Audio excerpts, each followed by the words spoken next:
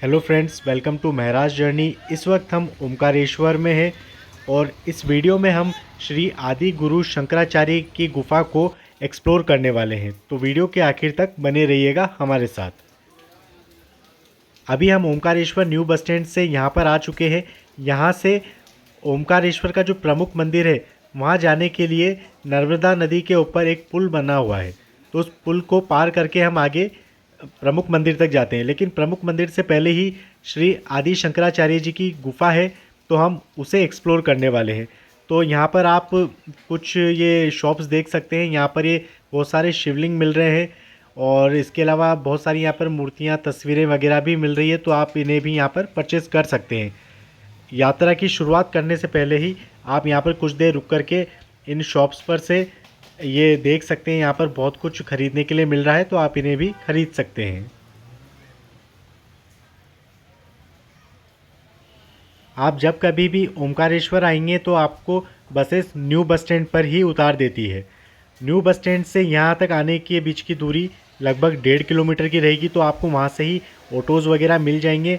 आप उन ऑटोज़ में बैठ कर के यहाँ तक आ सकते हैं। ऑटोज़ के चार्जेस 10 रुपये पर पर्सन रहेंगे। हालांकि पुराने बस स्टैंड तक भी बसेज़ आती हैं, लेकिन पर्याप्त मात्रा में पुराने बस स्टैंड तक बसेज़ नहीं आती है। इस वजह से ज़्यादातर आपको बसेज़ जो है वो नए बस स्टैंड पर ही ड्रॉप कर देती है। अगर पुराने बस स्टैंड तक कोई बसेज़ आ जाती है तो आप पैदल पैदल भी यहाँ मंदिर तक आ सकते हैं। मुश्किल से 700 से 800 मीटर की डिस्टेंस पड़ती है पुराने बस स्टैंड से प्रमुख मंदिर की।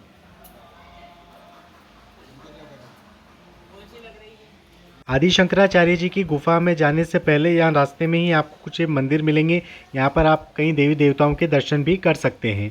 यहाँ पर आप गणेश जी के दर्शन करेंगे, सीताराम जी, लक्ष्मण जी के दर्शन करेंगे, हनुमान जी के दर्शन करेंगे और भी कई देवी देवता हैं जिनके आपको दर्शन एक साथ करने का सौभाग्य प्राप्त होता है।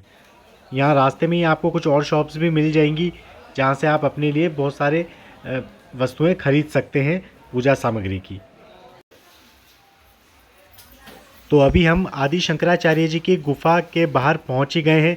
अब ये सीढ़ियों के थ्रू आप ओमकारेश्वर ज्योतिर्लिंग प्रमुख मंदिर तक पहुंच जाते हैं और ये जस्ट नीचे की ओर जो रास्ता जा रहा है ये सामने ही श्री आदि शंकराचार्य जी की गुफा का रास्ता है।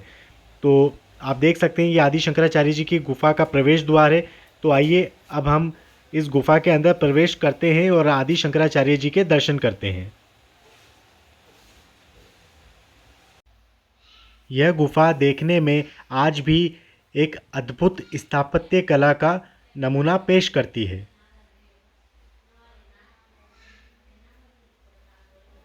यहाँ पर एक रास्ता है जो कि ऊपर की ओर नर्मदा नदी की ओर जाता है, लेकिन सुरक्षा कारणों से इस रास्ते को बंद कर दिया गया है। असल में यह गुफा श्री गोविंद भगवत पाद की गुफा है, जो कि आदि गुरु शंकराचार्य जी के गुरु थे। एक बार यहाँ नर्मदा नदी में बाढ़ आ गई थी, तो आदि गुरु शंकराचार्य जी ने अपने कमंडल के ज़रिए नर्मदा नदी के प्रचंड बहाव को रोका था और यहाँ पर नर्मदा अष्टक की रचना की थी।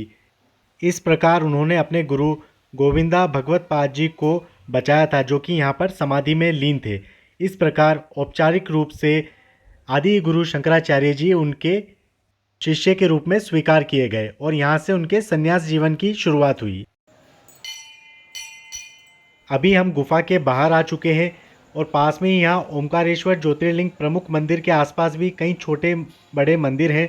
यहाँ पर हम कई सारे देवी देवताओं के दर्शन कर पा रहे हैं। गाइस, हमने ओमकारेश्वर के और यहाँ के कई छोटे बड़े और प्रमुख मंदिरों के वीडियोस को भी अपलोड किया है, तो आप उन्हें भी ज़रूर देखिएगा।